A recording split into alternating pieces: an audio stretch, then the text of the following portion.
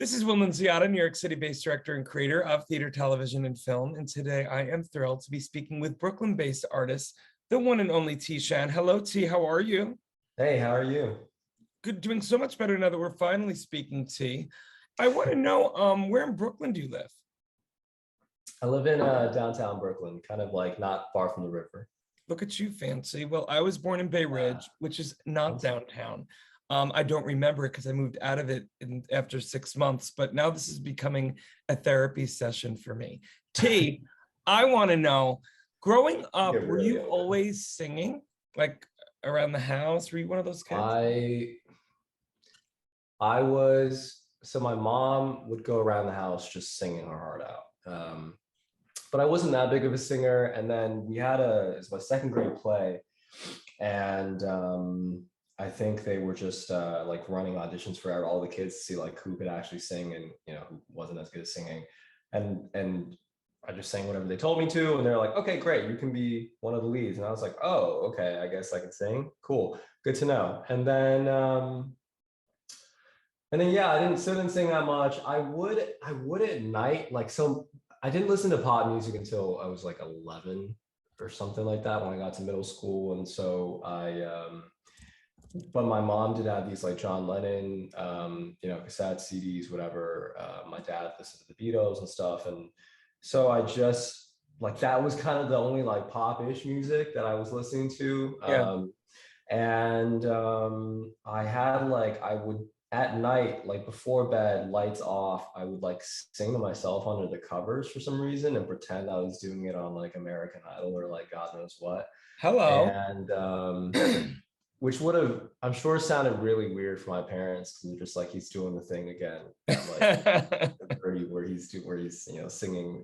There was one point they made us sing God Bless America at one point, right? And that entered my like my little like quad, you know, like quartet of songs or whatever that I sang to myself. So anyway, long story short, no, it all began under the covers.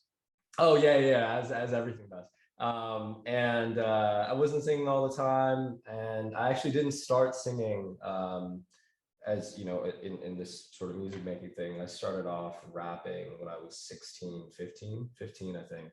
And I just tried one day. There's a Nike commercial with like a really nice like instrumental kind of backing to it. I remember the exact commercial. It's the LeBron commercial. And I was like, oh, that's a really cool beat. I wonder, like, I wish like one of my like, you know, favorite rappers would do it or whatever. But, you know, I Googled it. I think YouTube, I looked up, nothing was there. And I was like, let me give it a shot. And it was a really rainy day. And then like, I like blacked out for 2 hours and I had a song in front of me 2 hours later. And I was like, oh, okay, so this is what I'd like to do. So you found that you go, when you're in a flow, it flows. Yeah, I think not so much anymore because I'm thinking more about it now. I'm like, how do I make the best song possible? But the first time, was it that initial like meeting of you and your bliss? Yeah, it really was. It was like I just kind of blacked out for 2 hours and I had a song in front of me. Not that it was good, but it was something. It was something, and like the last time I revisited it was like a long time ago. But I remember when I did that, I was like, okay, like this is terrible, but the bones of it are here. Like, well, there's speaking good, like, of, look at this segue. Look at this segue, T. I mean, I'm so honored that you're going to be witness to this amazing segue. Speaking of a song with not only great bones, but great meat on it, but bump. You just recently released a few weeks ago, Magnolia, not only streaming on all platforms, but also an incredible music video for it. I'm curious to know the impetus for the song and what you think its message is. What if I told you it wasn't streaming on all platforms? It was only on like LimeWire or something. Anyway, no, I'd be like, I'd yes and you and be like, Will, you obviously didn't do your research. No, it is on all platforms. The message of the song, so about like a year ago, because these things all take forever for it to, like, when I first start writing it to like get it to completion and release and stuff. About a year ago,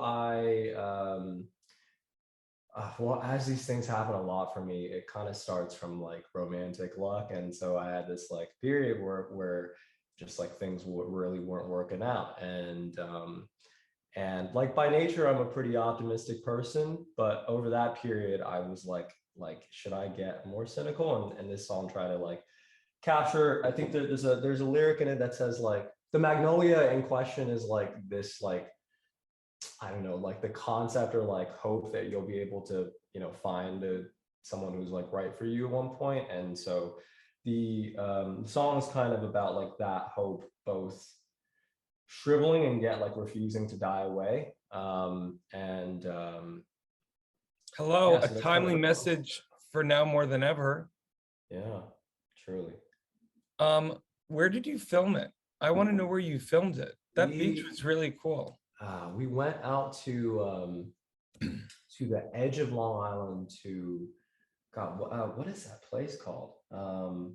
Do you know Long Island at all? I mean, even though I grew up in Westchester, everyone thinks it's on Long Island, but it's not. So I Let can't help me you out there. let me But actually try to find it. And well, while you're while finding it out, I want to let yeah, the audience know for more on T, you can go to all of the links below. please. You can see, what he's up to. His social medias are incredible.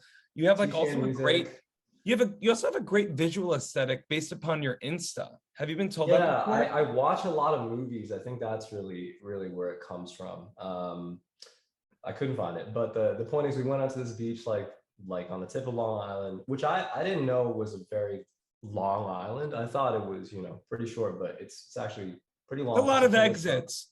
Yeah, took us about like 2 hours, 2.5 hours to drive out there. We went to this beach, got like murdered by mosquitoes. Like what you don't see in the video, you see in the video me being like all somber and whatever, but You're hurting. You're crying out of pain. yeah, it was a very itchy day, but really great shoot. Well, Yeah, listen, T, I'm excited you're coming on board this incredible new platform, FENIX360. As I told you off camera, I've had the pleasure of interviewing over 2,000 artists this past year, all over the world. There's like a universality, especially with music. I mean, all disciplines, right? But especially with music. And, obviously not only the message of Magnolia, but I just think the vulnerability that you exude through your stuff is something that's needed now more than ever. And, from artist to artist, I appreciate that. And I think a lot of people do. thank you. Yeah, the response from just like anybody who's listened to my stuff and like actually reaching out has been really humbling and incredible. And so I am honored to be able to soundtrack some people's lives or runs or cries, whatever. Yeah, Absolutely. Well, listen, T, it was so nice to meet you, and I can't wait to talk to you wonderful to soon. meet you. Thank you.